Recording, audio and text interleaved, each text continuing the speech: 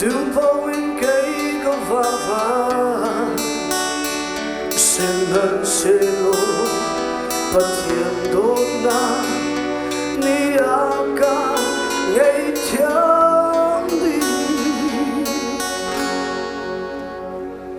căng ngang đắng ta si na tu na lam ma có suy tha sang thơ ca cầm biệt sang lô âm hăng ni lam ma có suy câu câu cội vã sa khai lô tình xứng đáng lên lô là tốt đã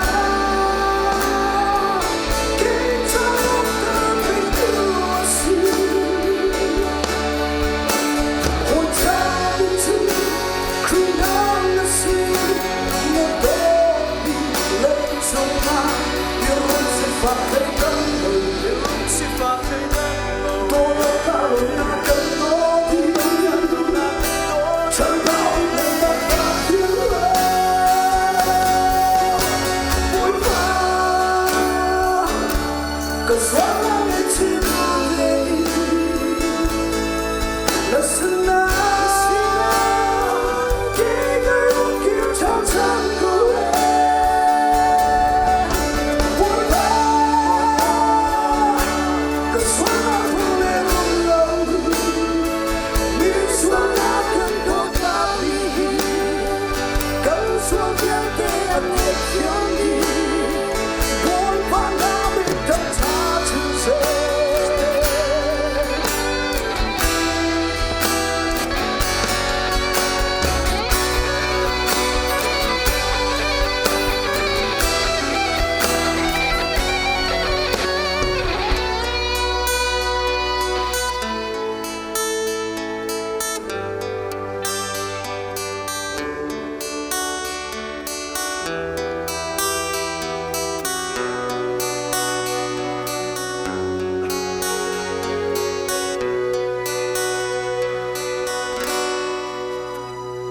Hilai tungkang naga Zaydir munhan paling lo Do tu pathian Keng cha Til talo toa van lo Til talo ten si Kachwana na kan pegi Do tu pathian Do na hi Cây cha long na Sungbik Cả bụi pa Sa khai lô tình xứng đáng lên lô Là tốt đã Cây cha long ta bị thiếu xin hồn ta bình chứng khi nắng đã xin là tốt đi lên trong mai